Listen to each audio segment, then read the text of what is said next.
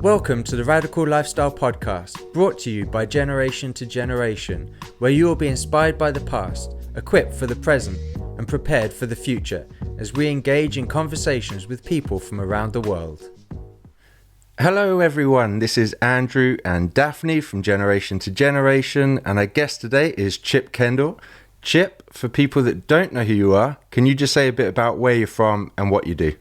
I know just saying that could take a while, but... Hey, Andrew and Daphne, it's great to be with you guys today. I was born in Florida, the land of Mickey Mouse. When I was 12 years old, we moved to the land of Israel, the land of Jesus, to Jerusalem. And then when I was 19, I went across to California. That's where I met my wife, who is from England. We've lived in England now for 21 years. So yeah, that's me. I'm a singer. I am a songwriter. What else? I'm a presenter on media platforms and stuff as well. But most recently, I am the director of a brand new national charity called Soul Children UK, setting up youth gospel choirs all over the nation. So I'm excited about that. Listen, you're going to be in trouble, Chip. Big trouble. You have not mentioned your husband and a father. My husband? That's because I don't have a husband.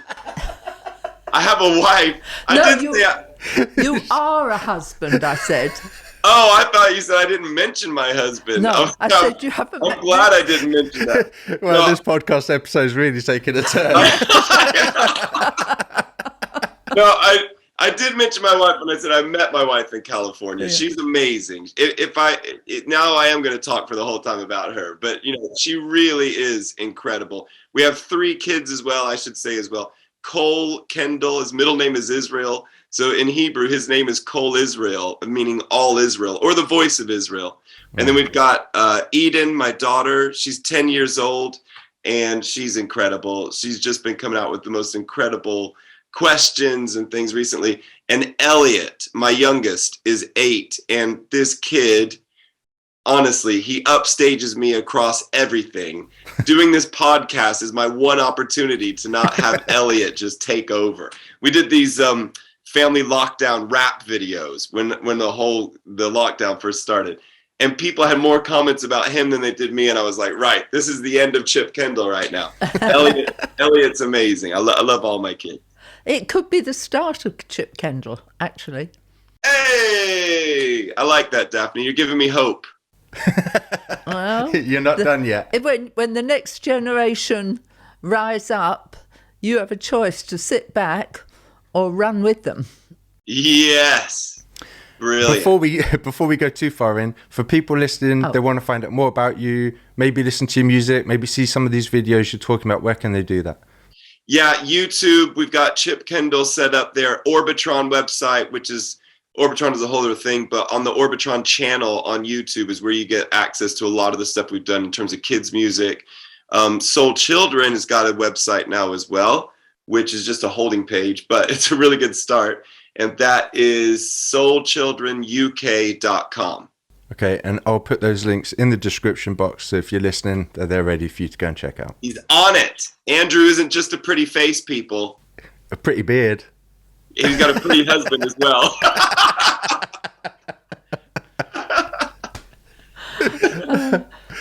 Oh, dear me.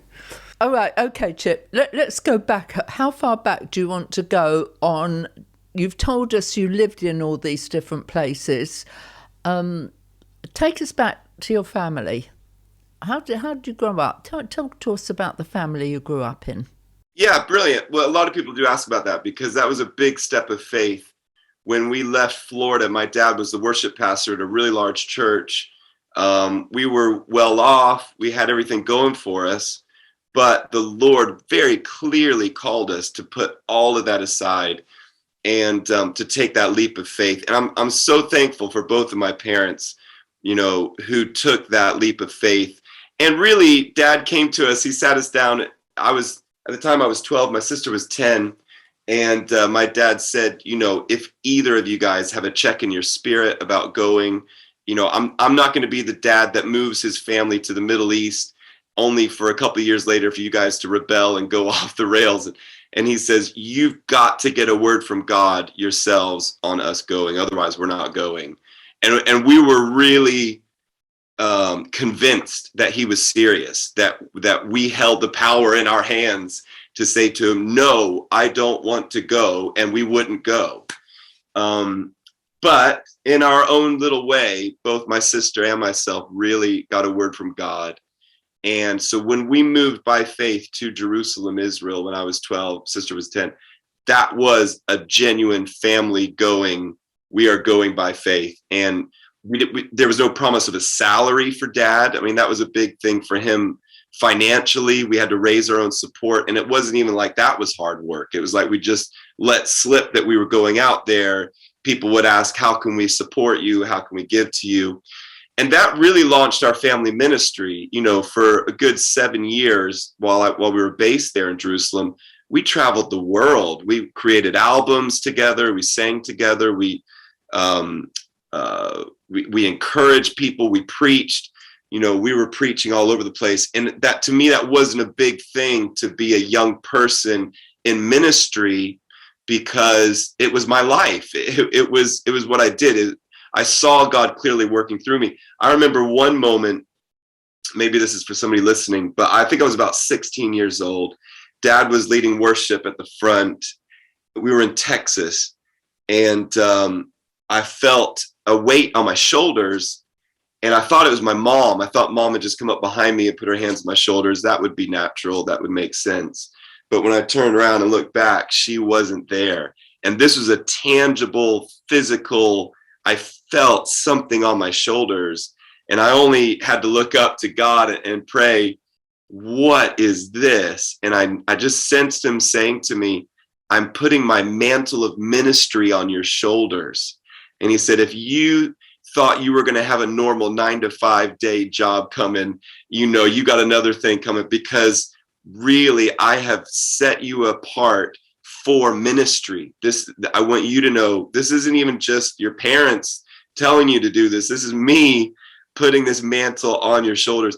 And I was 16 at the time. And since then, I've never had a doubt in my mind. Any moment where God's asked me to do something or step out in faith, or, it's never been, oh, Chip needs a lot of convincing for that. No. I know that he has ruined me for the ordinary. He's marked me out. He's put his mantle of ministry on me. And for me to do anything else is just living in disobedience. Mm. So that was really important for me growing up. And anyway, I could tell lots of stories. Yeah. I mean, people often might say, yeah, we're a family in ministry, a family on mission, but more often than not, it's really the parents doing it. The kids are kind of tagging along.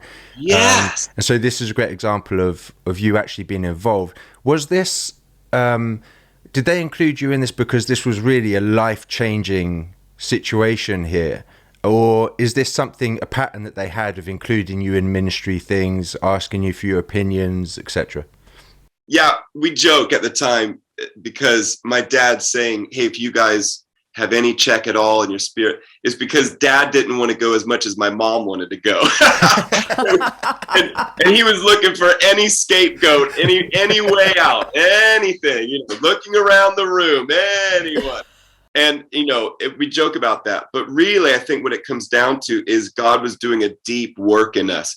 Dad will tell you, if this is Dad's interview, which you're well welcome to talk to him too, he would say that at the time, he was going through a serious life crisis where he realized that he was doing ministry so much as the worship pastor of this big church that he didn't even know us. He didn't really know who his kids were. We didn't have a family relationship at that point.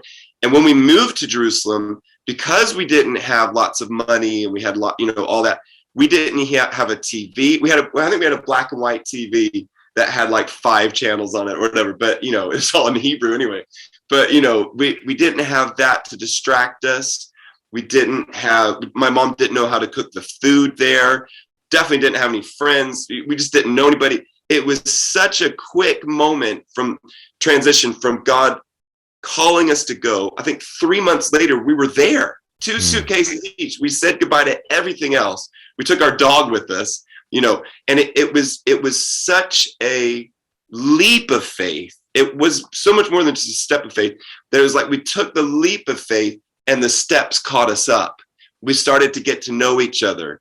Dad started to really have this deep work of healing. Sometimes he'd disappear and we wouldn't see him for a while, and he'd come out, he'd written a song, you know, and God really had like drawn him out of that place. And all of us were part of that journey of then getting to know each other. I remember writing my first song. I was at the keyboard, and it was so simple. I was 12. It was when we just moved out there, and I was so bored. I sat down at this keyboard and banged out this dumb little song, and I just prayed a prayer right then. I said, God, if this is a gift from you, which I believe it is, I promise that I will use it to glorify you.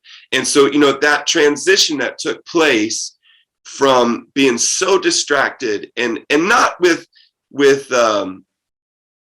it's not like it was extracurricular stuff we were distracted with.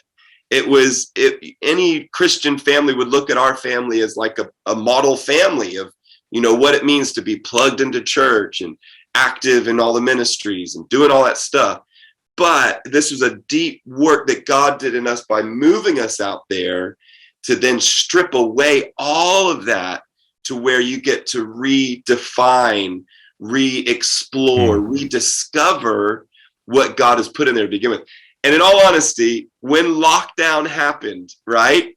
My son was 12 years old at the time. My daughter was 9, but almost 10. And obviously younger son as well. I could not help but feel, as we're a family locked down at home together, I've experienced this before. When did I last experience this? Oh, I know, when I was 12, when I lived in Israel.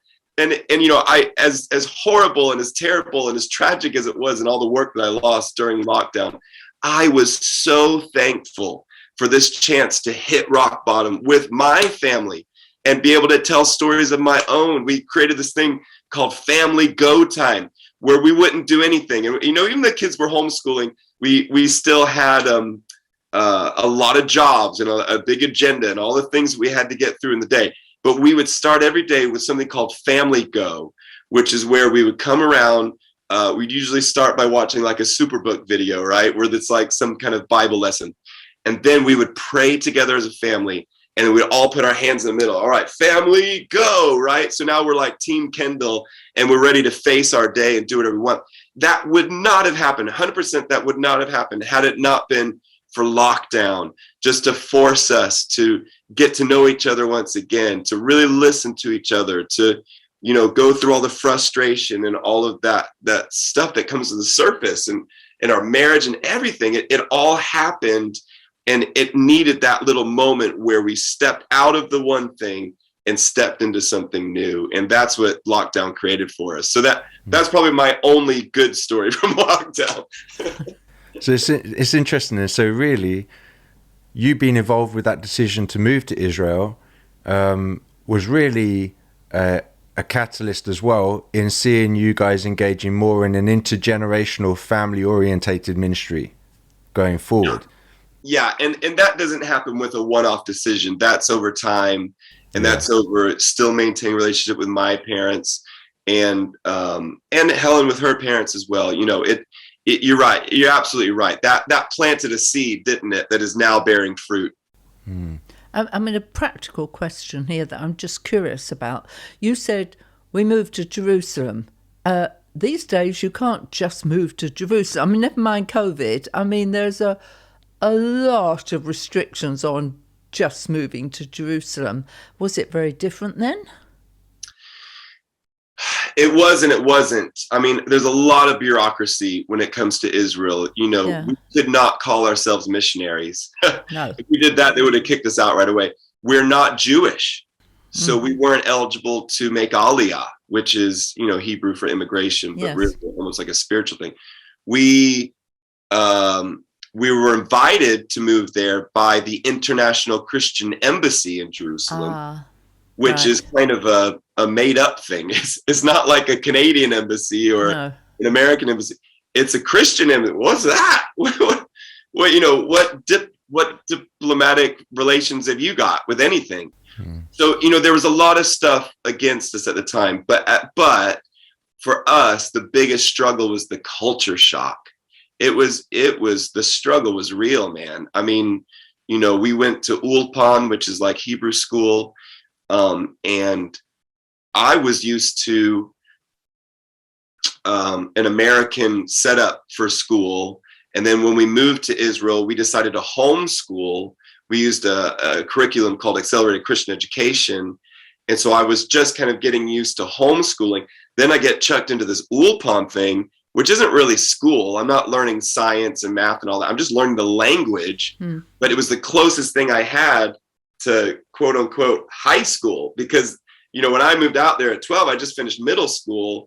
And so this is like high school, and I did not get it. I mean, I just didn't connect with anybody. And it was a huge culture shock for me personally. I know my sister, even though we had all that stuff with we're not going unless you feel God called. Okay, yeah, God's called you. From the moment we moved out there, my sister was saving up for a ticket to fly home to America. I mean, it was just horrible. It was a difficult transition, One of the things that I've heard quite recently, again, this kind of comes back to the choirs thing, is that when your voice is changing, one of two things can happen. I guess this happens for the guys, so I'm talking more to Andrew. Yeah, I gathered that. Sorry, Daphne. But when your voice changes, inevitably one of two things happens. One, you give up singing. Boys who maybe had a good voice before, they don't actually carry on singing. In fact, they will tell you, I'm not a singer. They'll be like the first ones in line to say, I am not a singer. I'm not signing up to anything that involves singing. But this is like science, right? Those boys that continue to sing through the transition, they persevere with it. They slog it out. They just keep it up. Okay, it's difficult. It's awkward. Your voice changes. You got to find a new register. Those are the ones who actually end up being the best male singers. Wow. The ones who continue to sing through the transition, even though it's really difficult. And apparently you can actually pick it up again. If you say you said to everybody, I don't like to sing, because you struggled through that transition, you can still pick it up again and be one of the best singers if you will persevere and go through all of that. And I just find that such a great picture, a model of any transition, any time that God calls us out of one place and puts us into another. Yes, it's going to be difficult, but if we will persevere with him, then we're going to find that we're so far better set up for what he's got next for us. So, that would be another encouragement to persevere through the transition. Yep, sing through the transitions.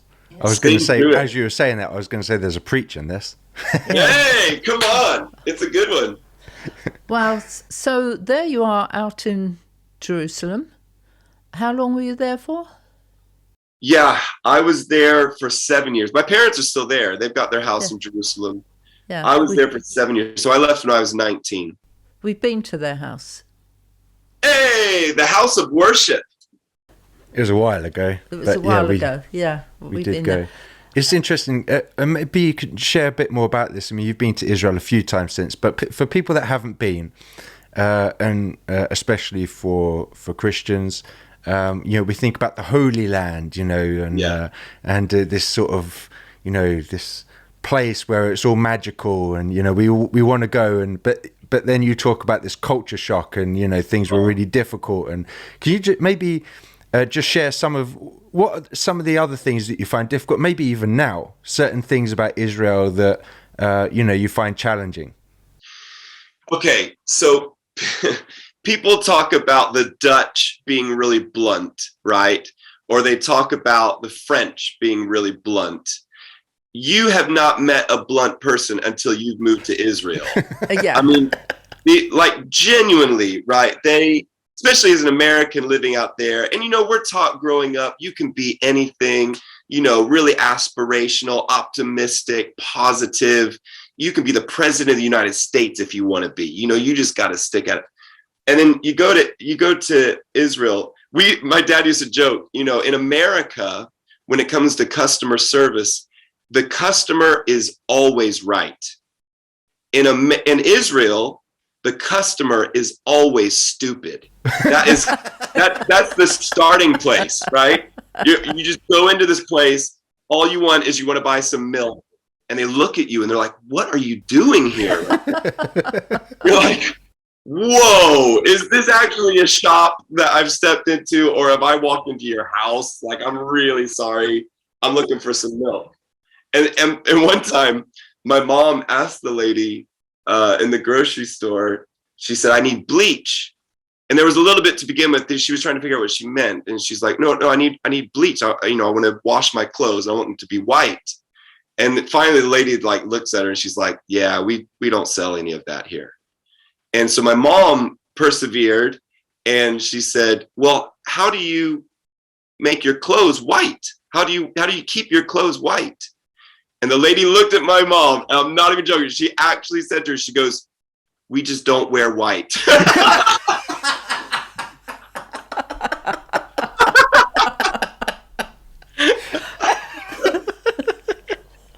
That is brilliant. I know. It's too funny. Honestly, you cannot write this stuff. But at the same time, if you look at it, right, just like an overview, Israel has the most startup businesses of any nation on earth. Israel is militarily got the best secrets. They have guns in Israel that can shoot around corners. Wow. Can you believe that? They're inventing new, like Iron Dome. A lot of people know about Iron Dome. Is this thing of protection, right? It's self-defense and stuff. And all other nations are copying them, and they're having to catch up to what Israel's done. So, as much as I can have a go at the culture of being really blunt and being like that, you cannot argue the fact that God has gifted these people with something really special. And if you have eyes to see it, if you have a heart that is really willing to persevere and go with it, you will find gold that you did not know was even possible. There's a reason why Israel is called the apple of God's eye. And my dad talks about the fact that the apple of the eye is the pupil and the focus. And you think, even though you've got lots of things in your peripheral, really, what are you focusing on? I believe that God, and this is God, the God of the Bible, the God of Abraham, Isaac, and Jacob, Jesus, he loves his people. He's focused on them. And so I don't want to say anything bad about them. I know I've just been having a bit of fun and a bit of a giggle, but ultimately, these are God's precious people. And if we will join with God in rescuing these lost souls, just like anywhere else on the planet, I believe we're doing some of the greatest work on the planet right now. Yeah. And I asked about the challenges because I know that we've had people come on our Israel trips in the past and gone, "Well, I found this really challenging. This is not at all what I had in mind," because they had this magical place in their mind. And suddenly they get there and they find out, wait, these people are people. And with people come challenges. And so I was like, well, let's hear from Chip. And then people listening that are going to Israel, they'll be more prepared for what they're going to. Yeah, and they'll have to remember not to wear white. Yeah, and don't wear white. They're better now. They've got that fixed. That way you're talking 30 But I don't hear it like that you're criticising or anything.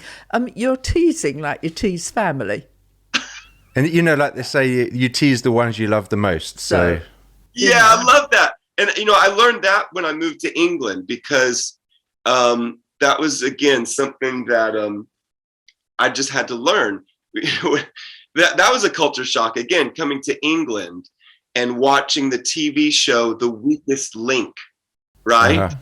So The Weakest Link, it starred a woman named Anne Robinson. You were on that, weren't you, at one point? And I had to go on the show to thank Anne Robinson, because when I first moved to England, I learned about this concept of taking the mick, right? Taking the mick. And what you guys would call teasing. And I hated it. I thought, this is the worst thing ever. It's sarcasm. It's seeing the worst in people. It's, just hate speech. And then I started to watch Ann Robinson. And I was like, oh, when she takes the mick out of somebody, it's like her secret way of saying, I love you. Yeah. My granddad was just like that. My mum's dad. We would have guests from America and different countries all the time.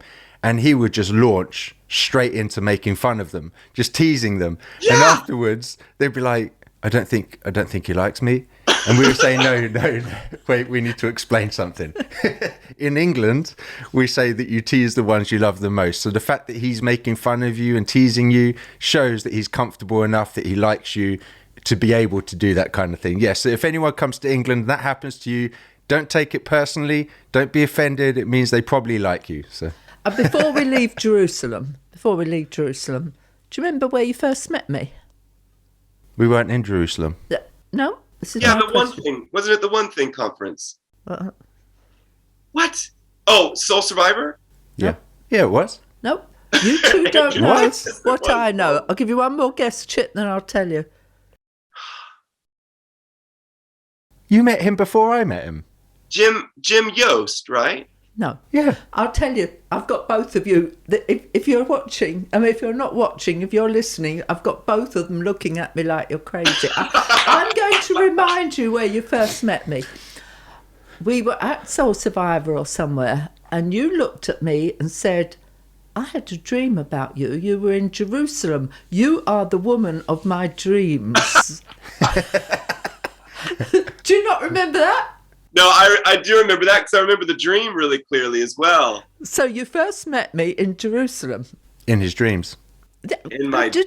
I didn't specify where. What just dimension? Said, just where did he first meet me? So I just wanted to throw that in, and the look on both your faces was well worth me throwing that in. So yes, Daphne's the woman of my dreams. Should I tell the story of that dream, or is that not the right time? Yeah, anything's the right time. We're just chatting. Hey, anything goes in this conversation. Goes, yeah. So this is like such a God thing, right? I had a dream that I was back in Israel. These kids come up to me, and they're on bikes. They're on bicycles, and they've got these T-shirts on. In Hebrew, it says, "Who do you love? Who do you love?" in Hebrew, and that's all it said. And they're looking at me, and they're like on some kind of like campaign, and these guys are like all riding together, and they look over at me and they're like, you like Halloween. That's what they said to me. And I thought, why do they think I like Halloween? And then I realized, I had a mohawk. I had a Mohican at the time. I had crazy hair. So like, they're judging me on my hair. Okay, that's fine. Anyway, they rolled out. Then I'm on Ben Yehuda Street. There's this shop where the theme is Betty Boop. There is this like Betty Boop theme going on in the shop, and out of the shop comes this woman, and it was Daphne. She came running out of the shop like really, really fast, and I think there was a bucket involved. There was some kind of a bucket with water or something. Anyway, then she went running off, and then the rest of the dream played out, and then like the next day, I'm at Soul Survivor. I look at Daphne and I'm like, it was you. You were the person in my dream. That's weird. Like I was like, there's something really significant here. Like, do I have to follow you? Do I need to go to Jerusalem? What's going on? And I've still been trying to figure out what that is ever since then. It's mental. Well, I had to just throw that in before we left Jerusalem. So, we could hang in the whole time in Jerusalem. That could become the whole essence of the podcast. True. Maybe another time. Yes. We can do that. But let's, okay, so now you're in Jerusalem, you're in Israel. What's the next phase of your life? Yes. So had a real clear call from God to go to this school in California. It was in Pasadena, to be more precise. And we tell people it was an art school by day, Bible school by night, and we just never slept. We felt like that for 2 years, Helen and I. And we met on the same course because we were attempting to do the 3-year program in 2 years based on the fact that we had previous training. And we were the only 2 students at the time that were attempting that. And just didn't notice each other. We knew of each other. We were good friends, but we didn't fancy each other. And went for the whole course of the 2 years, did our thing. We finished with this tour around the US with this little troupe of artists. And, a light switched on somewhere along the way. And I realized I didn't want to say goodbye to Helen at the end. And I was like, oh, this feels really awkward. Like I'm saying goodbye to one of my best friends. But I knew it was like, no, I want to be more than just friends. But does she feel that way as well? And so there was this whole funny thing that happened. And she did. It turned out she did. But then, she was flying back to England. So we had probably a good year. It was definitely a year before I proposed to her. It might have been a little bit more than that before we were actually married, but it was a long time. And so, for us to make that across the pond thing happen, we knew that there was going to be some sort of a give. I tell people we had an arm wrestling match and she won, and that's why I'm living in England. But that isn't true. What actually happened was I knew the Lord had called me to the nations, and England is another nation. I'll go to England. And our mentor at the time, he sat me down and he said, this is a really big deal for you to move to England. And he was probably looking ahead to all the taking the mix stuff that was going to be coming. But I didn't know it at the time. I just knew that he really cared about me, and he wanted me to make this decision. This isn't just me, being swayed by my fiance. This is me making a decision to go. And then when I did move over here, that was another story, because we auditioned for the Tribe, the Worldwide Message Tribe. Yeah. And I remember Andy Hawthorne sitting me down, and he goes, "Are you an evangelist?" And I said, "No, I'm probably more of a prophet, really. Whenever I do those fivefold ministry tests, I always come out as a prophet." And he's like, "Oh." And then he goes, "Are you called to Manchester?" And I was like, "Well, I'm called to the nations. I'm not really called to Manchester." He's like, "Oh, right." Anyway, at the time, I didn't think I was answering wrong on all of his questions about, the job. This is the job interview. I just had to give the honest answer. And, I'm so glad that I did. I really am. Andy Hawthorne's one of my best friends and one of my best mentors, I should say. Even now, I'm in his advanced group. And at the time, for me to answer along those lines, I always knew that no matter what would come next, that God had me. He knew I was on assignment, and I was here as his missionary.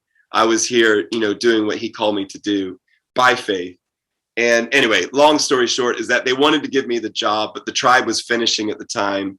And so they said, "Oh, we're going to tell you about our friends who are starting this thing called the Band with No Name." And that's what I was in for a number of years.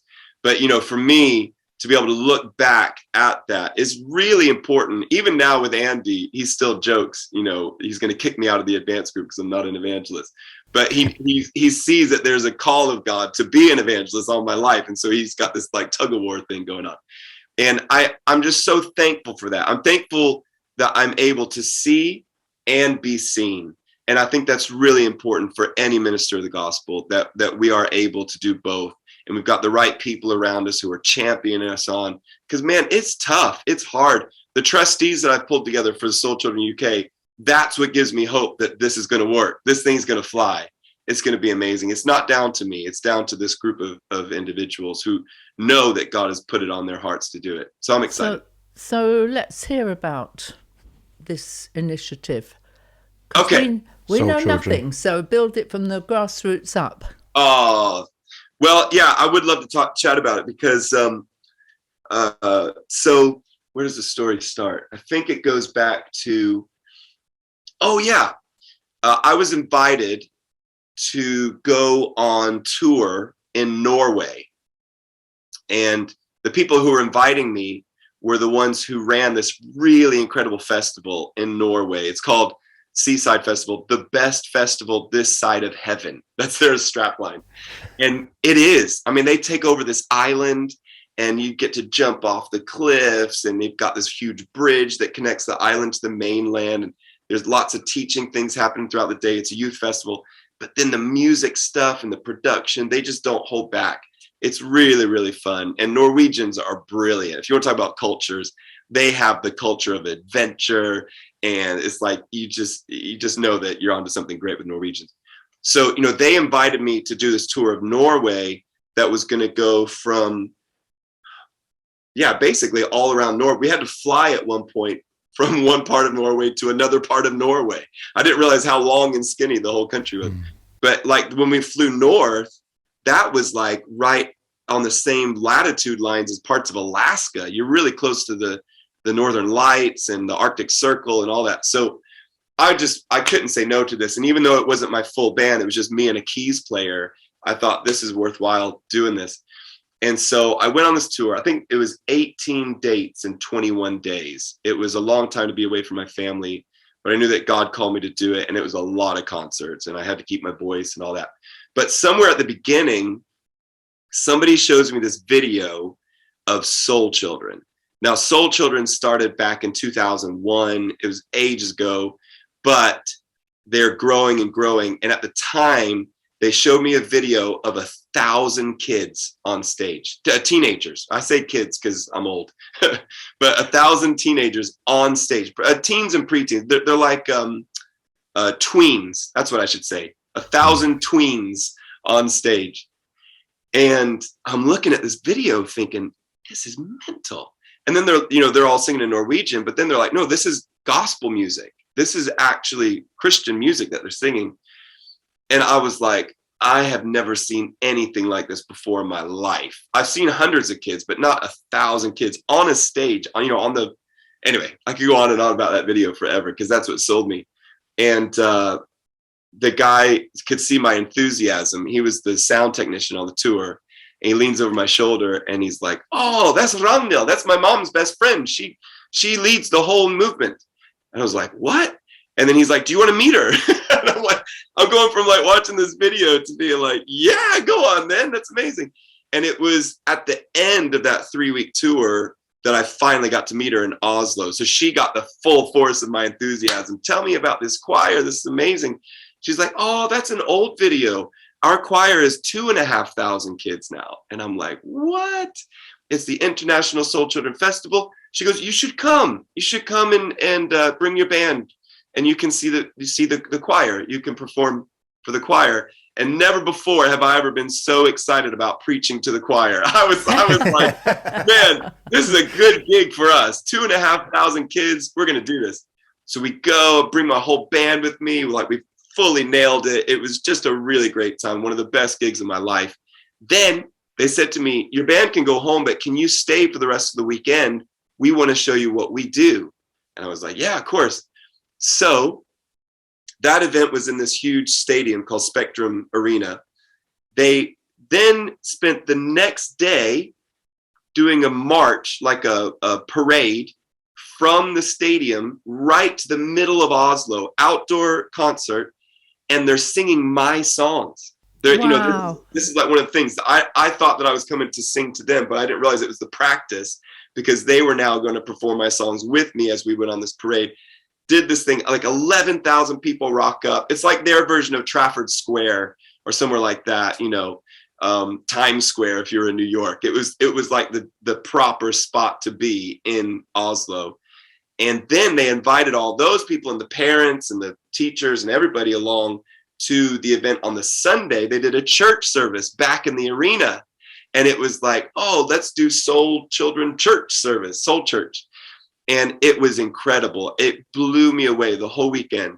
And I said to her afterwards, because I was like, thank you very much for letting me stay for this and performing with the kids. But I said, why don't you have anything like this in England? Because I knew that they did a lot of international work. And she says, well, we started that whole conversation. Anyway, I won't go into that whole part of the story. But what it came down to is that they were just waiting for the right person to come along. And as I began to pray about this, I was like, man, Lord, I can see this happening. In fact, I can see everything that I do ministry-wise coming under this umbrella, because this is really all about introducing young people to a lifelong friendship with Jesus through music and songs they can relate to. That's me. That's why you put me on the planet, and my songs that I write. I would love to see this happening in the UK. And we prayed about it, and it, went through the whole thing. And it was really only during lockdown. This is what I started to tell you before we pressed record, because even though a lot of this was already in motion beforehand, even chatting to Scripture Union about coming on board as well, during lockdown, the guys at Scripture Union, they're the ones that put it to me. And they said, we've got a lot of other things we're focusing on right now. The best thing that you can do is actually launch this as its own charity, and we'll come alongside you as national partners. But for you to get a board around you, trustees, and launch out with it, we're going to cheer you on the whole way. And the day before my birthday last year, so December 17th, we finally heard back from the Charities Commission. Soul Children UK has got its own charity number. We've got the status. We're setting up the bank account right now. It's all actually been sown and planted, and it's launching right off the back of a pandemic, which is, it's crazy when you consider the fact that one of the points of the pandemic is you weren't allowed to sing together. Do you remember that? That was like one of the things that they were going on and on about. And anyway, so we're just excited about all these young people. There's a lot on the horizon right now. We're launching like 10 of these choirs just around here in Manchester as part of something called Festival Manchester. And God is just basically smiling over the whole thing. And we're seeing so much favor. Not to say that it's not hard work. It's still a lot of hard work, but it's the right trustees. It's the right teachers. It's the right choir leaders. It's the right songs that are being birthed right now as well. And I guarantee you, we are seeing a generation to generation shift happen where kids are getting it. They're understanding why they're singing. They're understanding the purpose of music in the first place. There's that verse in Psalms 8, I think it is, where it says, I don't want to get this wrong.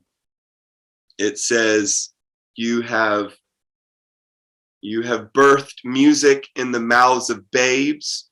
That's it.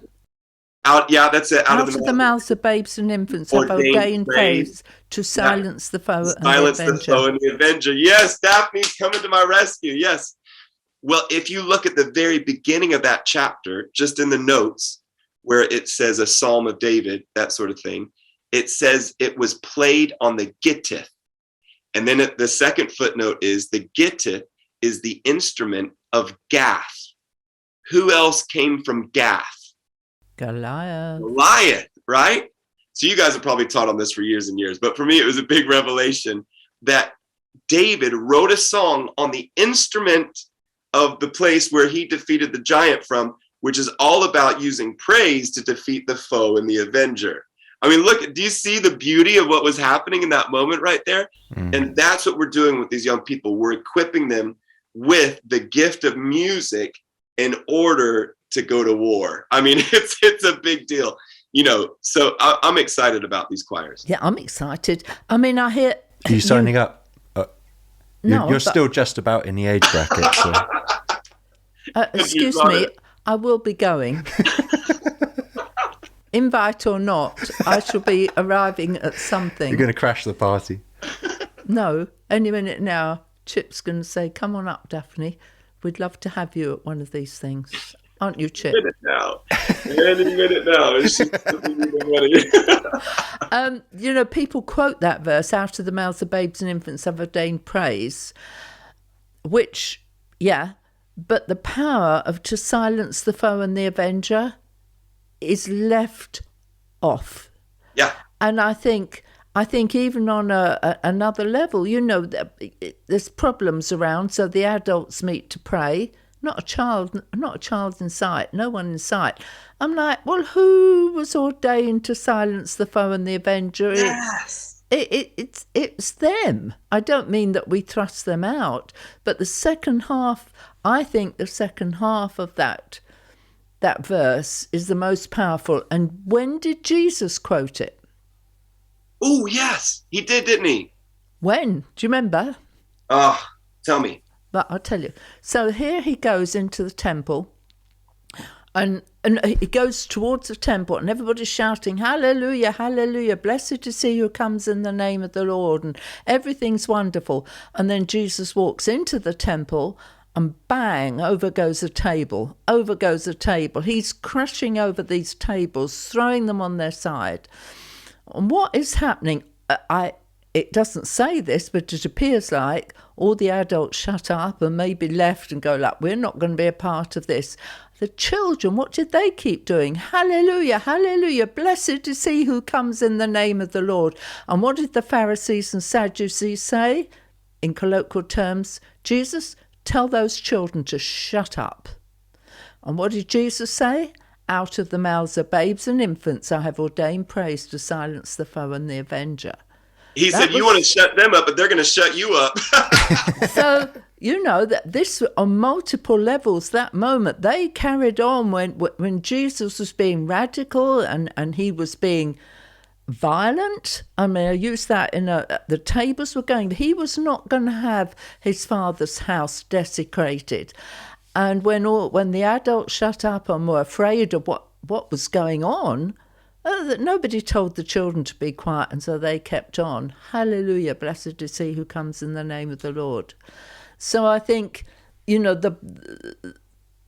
those verses are powerful in the way, to me, that Jesus picked them up and mobilized them. Oh, I love it, Daphne. Love it, love it, love it. Couldn't agree more. And it's the case now, isn't it? The power of a song, right? A song can get stuck in your head. And people hate those little kiddie songs. Baby shark, do do do do do do. Oh no, I'm going to have that stuck in my head for the rest of the day now. Exactly. No, exactly. I know one. If I were a butterfly. Hey, that's Salty. You remember Salty the singing songbook? Yeah, he's a legend. Ernie Retno. But to tell you another aspect of the power of these songs, a power of these songs is when you are in your old age, what do you remember? Exactly. The songs of your childhood. Who wants all these older people singing if I were a butterfly and all the rest of it? So you're investing not only in who they are today, but you're investing in who they're going to be. Anyway, I took over from you, so do carry on. Oh, no, Daphne, I love it. And you're absolutely right. And the great thing is that, and this is what I've learned over time, kids' songs don't have to be rubbish. They can be really good. They can still be repetitive. They can still be fun. But we've done like gangster rap kid songs. We've done like hardcore rock. We did John 3:16 as a hardcore rock song, and it's amazing. And kids love it, and they're jumping up and down, and they're dancing, and they're singing, they're celebrating both, not just the message, but also the actual method or the medium or the media of it. And if we can do that, if you can have a win-win situation, then what you're doing is you're not just winning the kids, you're winning the parents over as well. You're winning everybody who has that song playing over and over in their head, because ultimately they're thinking in line with the Bible and with the Bible values. And you can start to see how it's quite sneaky, but actually God has given us the gift of music for that. I actually hate the phrase children's songs or kids' songs because they're not. If a song is worthy, it's a Jesus song. Yes. It's worshipping him, it's praising him. And I think when we have the mentality, oh, this is a kid's song, we almost end up focusing on the children or on the young people instead of focusing on Jesus. I have a bit of a principle that if I cannot sing it when there's no children there, if I can't sing it with the adults and they can't worship Jesus, I'm not that interested. Yeah. Because the test is it worshipping Jesus, praising him, whatever, then we should all be able to take it. But if it doesn't, I believe it doesn't have the God focus. It has the focus of children or the focus of teenagers. So my primary test for anything is, can you remove the children and young people and that song still be worthy? Yeah, I agree. And it is really annoying as somebody who writes these songs to be labeled. A lot of times they talk about all age worship. And you're like, yeah, all age worship is just code for kids music. Yeah. But I can see that they're attempting to do that, aren't they? They're trying to be all inclusive and all that. But at its core, I do like the title all age worship, because all worship should be all age worship. Exactly. I mean, there isn't in the Bible any differentiation. I mean, it was for all ages, and everything was for all ages if we're going to go down that route. I mean, it was multi-generational from start to finish, but we won't go too far down. I was about to say this could be a very deep rabbit hole we're about to go down. We're not going down it. But I totally am with you. Well, we are totally with you, Chip. Totally. Yeah. Oh, thanks, Daphne. You know, another thing that God showed me is I kept noticing a lot of people that I know that I'm close to who are quite prophetic were also keen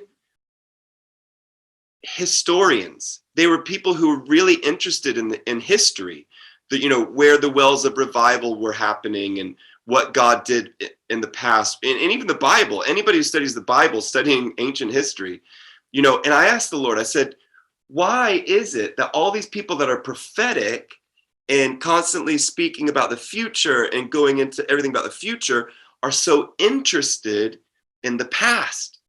And the thing that the Lord showed me, he goes, because they're people who understand trajectory.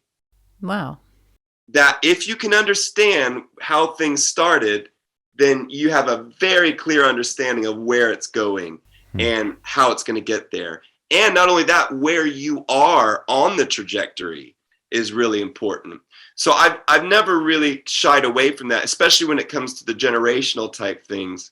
People who are thinking sustainability, people who are thinking longevity, people who are thinking about that stuff in the future, chances are going to be very interested in what's happening with the kids. People who aren't interested in kids, they're just self-consumed. And they can last as long as they want with that. But the ones who are interested in the kids are the ones who really care about where we're going.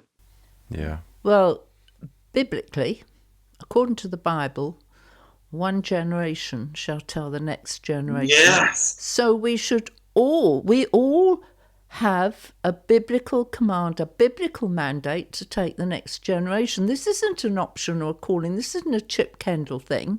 Yeah. We should all be Chip Kendalls. I mean, oh, cheers. This is, and to throw in one of our standard phrases is, to turn a nation, you must take the next generation. Come on. So go, Chip. You are turning this nation. As we wrap up, for people in England, I guess specifically, if they're interested in this choir thing that you're doing with Soul Children, that they may be interested, seeing if they can get involved somehow, maybe have one in their area. What's that process look like? How could they do that? Yes, please get in touch with me. I think it's info@soulchildrenuk.com. Or even just email me, chip@chipkendall.com. Kendall has 2 L's. And, the important thing really is that we start the conversation. Everything starts with a conversation. And for me, especially in these times, I'm believing that ultimately where we're going with this is so big that the enemy he hates it. He's going to do everything he can to shoot it down. And so I would encourage anybody, if something we've said about Soul Children sparks something in you, please do not delay. Don't waste any time. Don't let any distraction come. Just get in touch and let's start the conversation. We have this really great thing. It's the Soul Children UK guide. And it's fully designed and it looks beautiful. It's amazing. And we're praying about how to print them and how to get them out there, because right now everything happens electronically. I can give you that guide right away, and you can see what it takes to start a choir, what the commitment is, the type of leaders that we're after. The 3 main pillars are music, spirit, and social. Or you could say music, faith, and fun. And if you're missing one of those pillars, then it's not really Soul Children. So we need to make sure that these choirs, as they start, begin as they intend to go on and to finish. That sounds like a like a game show host right now. But yeah, but so I would love to get in touch with them even at this early stage. Well, what you're saying is you're establishing the DNA. Yes. Yeah. And Gotta that's stick to it. really important. Yeah.